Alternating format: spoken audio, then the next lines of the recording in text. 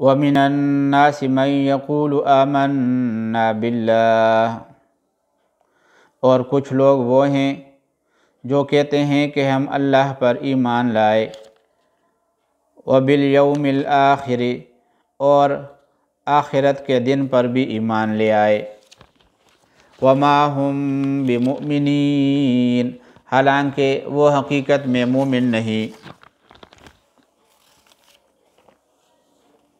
یخادعون اللہ، دھوکہ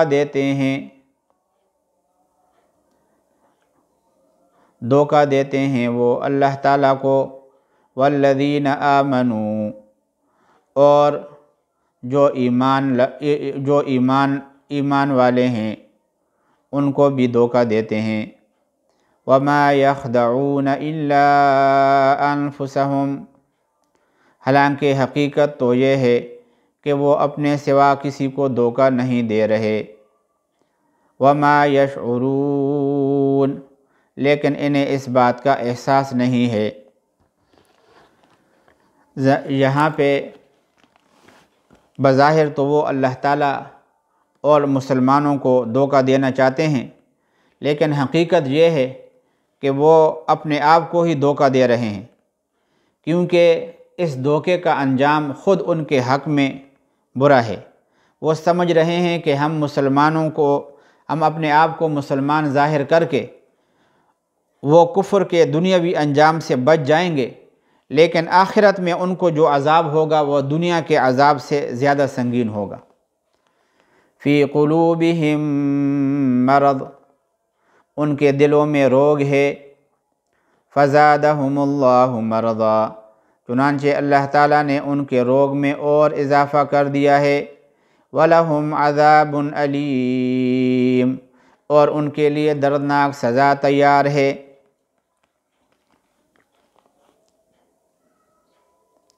وَإِذَا قِيلَ لَهُمْ وَلَهُمْ عَذَابٌ أَلِيمٌ، اور ان کے لیے دردناک سزا تیار ہے۔ بِمَا كَانُوا يَكْذِبُونَ، کیونکہ وہ جھوٹ بولا کرتے تھے۔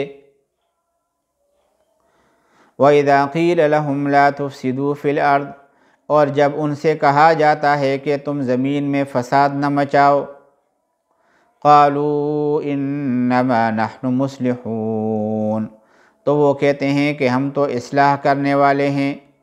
الا، یاد رکھو، انہم ہم المفسدون، یہی لوگ فساد پھیلانے والے ہیں۔ ولکن لا یشعرون، لیکن انہیں اس بات کا احساس نہیں ہے۔ وَإِذَا قِيلَ لَهُمْ آمِنُوا، اور جب ان سے کہا جاتا ہے تم بھی ایمان لاؤ، کما آمن الناس، اسی طرح جیسے دوسرے لوگ ایمان لائے ہیں۔ قالوا انؤمن، تو وہ کہتے ہیں کہ کیا ہم بھی اس طرح ایمان لائیں، کما آمن السفہاء، جیسے بے وقوف لوگ ایمان لائے ہیں۔ الا، خوب اچھی طرح سن لو، انہم ہم السفہاء، کہ یہی لوگ بے وقوف ہیں۔ ولکن لا یعلمون، لیکن وہ یہ بات نہیں جانتے۔ یہ جو منافق لوگ تھے، دنیاوی مفادات کی وجہ سے اور دنیاوی اغراض کی وجہ سے یہ اس بات کی جرت نہیں کر سکتے تھے کہ اپنے ضمیر کی آواز کو اور اپنے دلی عقیدے کو صاف طور پر ظاہر کر دیں، بلکہ دھوکہ اور فریب کی راہ اختیار کرتے تھے۔ مسلمانوں سے یہ کہتے تھے کہ ہم مسلمان ہیں، قرآن اور اس کی ہدایت کو ماننے والے ہیں اور تمہارے ساتھ ہیں، اور دلوں میں ان کا کفر اور انکار تھا۔ کفار کی مجلسوں میں جا کر یہ کہتے تھے کہ ہم تمہارے عقیدے والے ہیں اور تمہارے ساتھ ہیں۔ مسلمانوں کو دھوکہ دینے کے لیے اور ان کا راز معلوم کرنے کے لیے ہم ان کے ساتھ شامل ہوئے تھے۔ آج بھی جو شخص اس قسم کی حرکتیں کرتا ہے سمجھتا ہے کہ یہ جو دیندار طبقہ ہے یہ بیوقوف ہے، وہ حقیقت میں ان منافقین کے راستے پر چلنے والے ہوتے ہیں۔ اصل تو یہ ہے کہ آدمی کا ظاہر اور باطن وہ شریعت کے مطابق ہو، دل کے اندر جو عقیدہ ہے زبان سے بھی اس کا اظہار ہو۔ اللہ تعالیٰ نے مسلمانوں کو ہی کامیاب کہا ہے اور قرآن کریم کے اندر ان کے لیے ابدی نعمتوں کا ذکر فرمایا ہے اور ان کے بڑے ہی بہترین اوصاف ذکر فرمائے ہیں۔ یہ دنیا تو ختم ہونے والی ہے، یہاں منافقت کی چادر اوڑھ کر اگر کوئی شخص سامنے آتا ہے تو خود اس کے دین کا نقصان تو ہوتا ہی ہے، دنیا میں بھی وہ ذلیل اور خوار ہوتا ہے۔ تو یہاں پہ کفار کے بارے میں آپ لوگوں نے سن لیا کہ یہ جو حضرات صحابہ کرام تھے ان کو کہتے تھے کہ یہ بیوقوف ہیں، نعوذ باللہ۔ حالانکہ اللہ تبارک و تعالیٰ نے پھر ان کی طرف جواب دے دیا کہ بیوقوف وہ نہیں ہے، بلکہ بیوقوف تو تم ہو کہ ایک ابدی نعمت سے اپنے آپ کو محروم کر رہے ہو اور ایک فانی چیز کے پیچھے اپنے ضمیر کے خلاف چلنے کی کوشش کر رہے ہو۔ وَإِذَا لَقُوا الَّذِينَ آمَنُوا، اور جب یہ لوگ ان سے ملتے ہیں جو ایمان لا چکے ہیں، قَالُوا آمَنَّا، تو کہتے ہیں کہ ہم ایمان لے آئے۔ وَإِذَا خَلَوْا إِلَىٰ شَيَاطِينِهِمْ، اور جب یہ اپنے شیطانوں کے پاس تنہائی میں جاتے ہیں، قَالُوا إِنَّا مَعَكُمْ، تو کہتے ہیں کہ ہم تمہارے ساتھ ہیں۔ إِنَّمَا نَحْنُ مُسْتَهْزِئُونَ، ہم تو مذاق کر رہے تھے۔ یہ شیاطین سے مراد منافقین کے جو سردار ہیں، وہ ان منافقین کی سازشوں میں ان کے سربراہ اور رہنما کی حیثیت سے یہ حیثیت رکھتے تھے۔ تو اللہ تبارک و تعالیٰ نے ان کو شیاطین کہا ہے۔ شیاطین جو بھی منافق ہوتا ہے اور وہ سازشوں کے اندر مسلمانوں کے خلاف سازشیں کرتا ہے، جیسے دور نبوت کے اندر یہ لوگ تھے، قرآن کریم نے ان کی اس بری خصلتوں کو ذکر فرمایا ہے، تو یہ ہمیشہ کے لیے ناکام ہوتے ہیں، ان کو کامیابی نہیں ملتی۔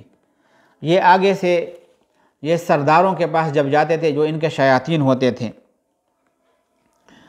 جو سازش ان کے سامنے ذکر کرتے تھے، چھوٹے موٹے شیاطین یہ منافقوں کے سامنے، اور پھر آگے جا کے یہ سازشیں کرتے تھے۔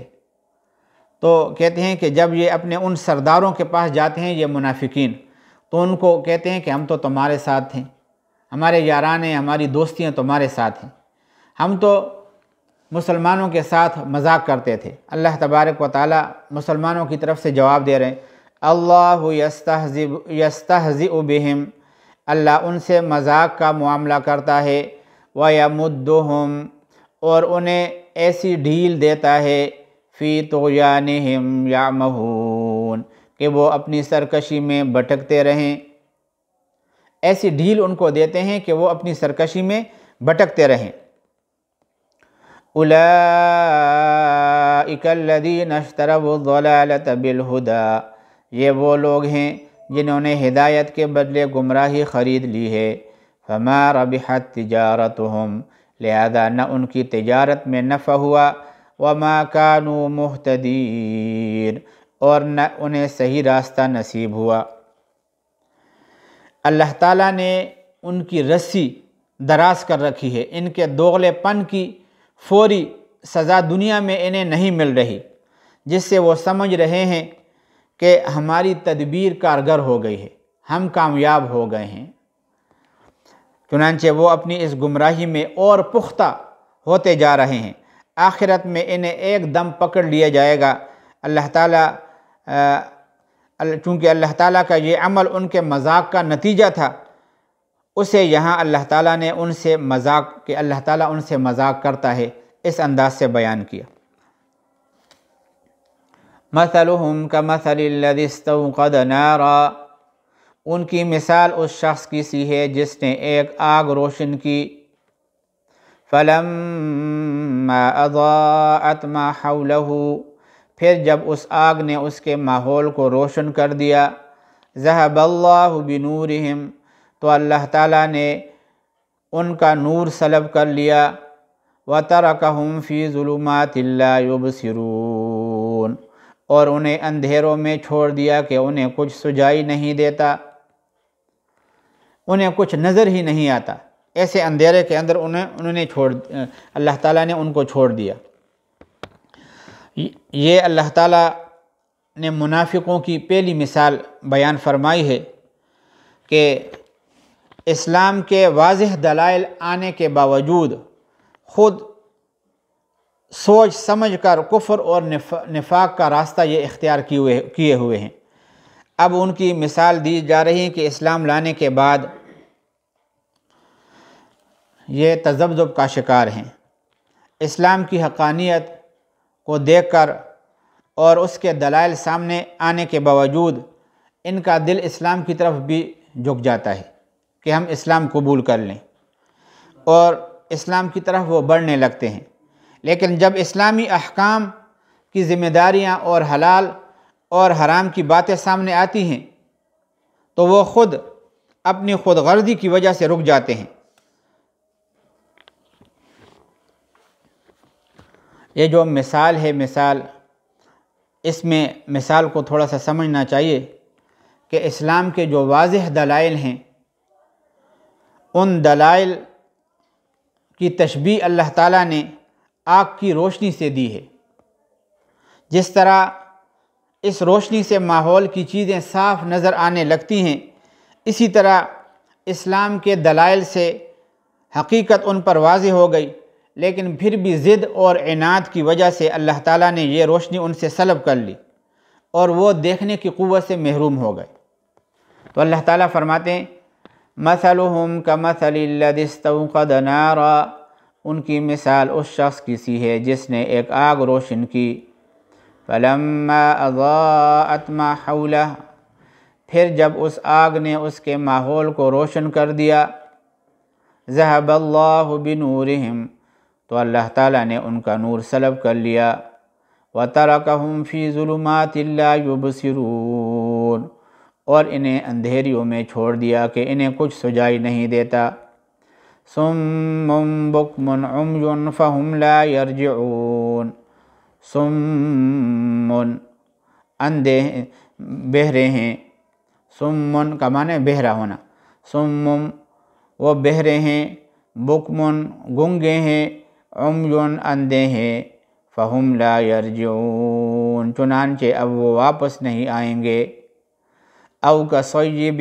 مِّنَ السَّمَاءِ، یا پھر ان منافقوں کی مثال ایسی ہے جیسے آسمان سے برستی ایک بارش، فِيهِ ظُلُمَاتٌ وَرَعْدٌ وَبَرْقٌ، جس میں اندھیریاں بھی ہوں اور گرج بھی اور چمک بھی، يَجْعَلُونَ أَصَابِعَهُمْ، اپنی انگلیاں دیتے ہیں، فی آذانہم اپنے کانوں میں، حذر الموت کڑکوں کی آواز پر، جو کڑک کی آواز ہوتی ہے آسمان میں، کڑک کی آواز کی وجہ سے اپنی انگلیاں دیتے ہیں اپنے کانوں میں۔ واللہ محیط بالکافرین، اور اللہ نے کافروں کو گھیرے میں لے رکھا ہے۔